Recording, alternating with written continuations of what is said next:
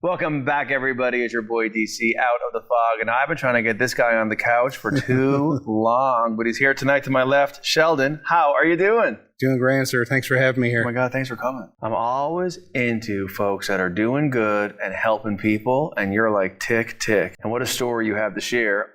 Obviously, another book is in the wings. This book has been out. Keep on Walking, a transformative and inspirational journey. Mm-hmm. Has it been a journey? It's been, how long do we have? It's been a long journey, right from childhood all the way through. Been through a lot of different things in my life, but I've always come out the other side, and I've discovered that my purpose for being here is to help others to get through as well. That's amazing. Now, tell us, and don't tell us too much now, but give us the arc of early years and how it shaped you into doing what you do today. Right. Well, being born with a physical disability, the only person in the community that I'm from with a physical disability, being laughed at and picked at and bullied my entire childhood. Which wasn't yesterday. Having a childhood that was full of trauma from my parents as well, which is after getting repaired quite well over the last few years. Love it. So being picked on, bullied, the odd man out, never being feeling like I could partake in anything with the rest of the children my age.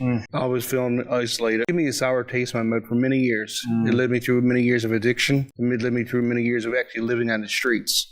So that's where the name of the book comes from, is Keep on Walking, because one of the things when I was born, I wasn't supposed to be able to walk. The doctors told my parents I might never be able to walk on my own. And it's only, wow, time flies, 5 years ago, I believe, I done it till age 10. And I completed like ahead of 30 other people or something. But from a person who was never supposed to be able to walk, to be able to do that, that's why one of the reasons why I share is so other people know that they can as well. Oh, yeah. I'm there to help others and to help people find their own inner greatness. Because we all got inner greatness. It's so true. We all got stories to tell as well. In your face. Don't make me do it.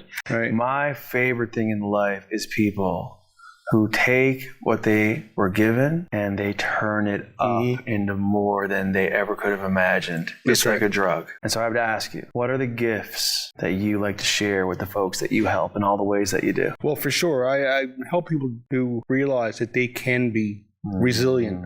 Resilience is the key to many things in life. Yeah, man. If we're not resilient, if we don't face our fears, if we don't face our demons, then there's always going to keep haunting us. It's always going to keep bothering us. We need to keep on not only the physical walking, we need to metaphorically walk as well through the manure in order to get to the pretty flowers on the other side. You said it.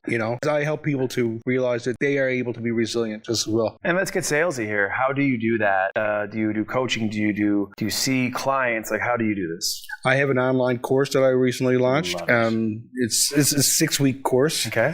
And it's available now, called Unleash Your Greatness, in 6 weeks to empowerment. That's incredible. And so I have to ask you, when it comes to the writing, which I always say whenever I see anyone who can write, blows me away because it's not easy to do. What kept you focused on telling your story and getting it down on paper?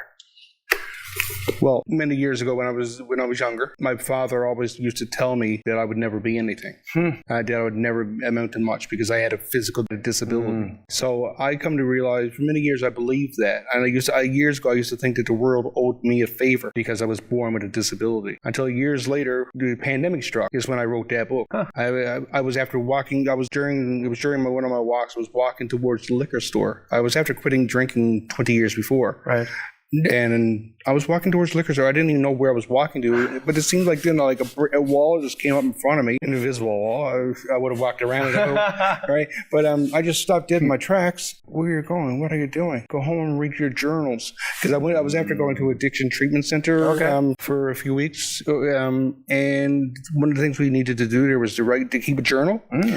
So as I was writing my journal, a voice came in my head. And people told me most of my life, oh, Sheldon, you could probably write a book about your story. So I started writing. Instead of watching all the negative news, I decided to write the book. And I know that's my reason for being here, is to help others to see for themselves that they can. There's an expression I heard, and maybe you agree. It's not what happens to you, it's what happens for you. Right. Sometimes you got to dig deep for that gratitude when you feel like you've been dealt a certain hand of cards. So what advice do you have out there for the viewers here tonight who are being so inspired by your story, What do you have to tell them? Well, there's many things. But I would firstly say that believe in yourself. Don't let nobody else hold you back. If you have a dream, if you have a desire to do something, do it. Who's to say that you can't besides yourself? A lot of people must be reaching out to you and saying that, you're inspiring to them. I've had a few. How does it make you feel? It feels good, but I don't necessarily do it for the fact of getting accolades and recognition. But I turn it back on them, and if I inspire you, then hopefully that inspires you to help somebody else. Because I do believe that we are all equal in this world. I believe that we're all brothers and sisters from different misters.